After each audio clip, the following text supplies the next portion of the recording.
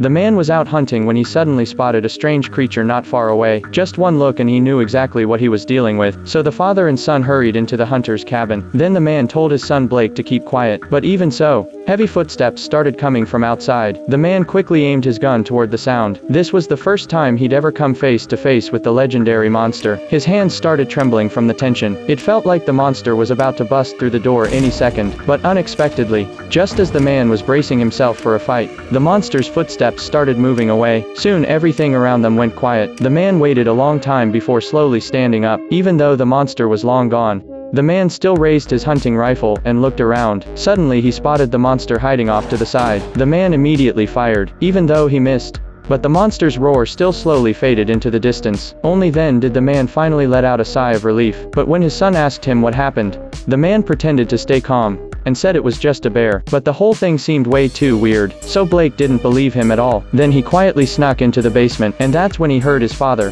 talking to someone on the radio. Turns out what they saw that day was a legendary werewolf. But little Blake didn't think too much of it at the time, assuming he just misheard. 30 years went by in a flash. Blake had already grown up too, and had moved to the city to start a new life. He even had a happy family of his own. But one letter brought Blake back to that same farm once again. Turned out Blake's father had passed away, and a neighbor had mailed him the keys to his father's house, thinking he hadn't been back in years. So he decided to take his family there for a break during summer vacation. Because of the long and boring life in the city, his wife and daughter were really excited along the way. But pretty soon Blake noticed the road home was actually blocked off. Just as he was wondering what to do, a hunter happened to pass by, and the guy turned out to be his childhood friend. So the hunter hopped in and showed Blake the way. But just as they were about to reach their destination, something unexpected happened.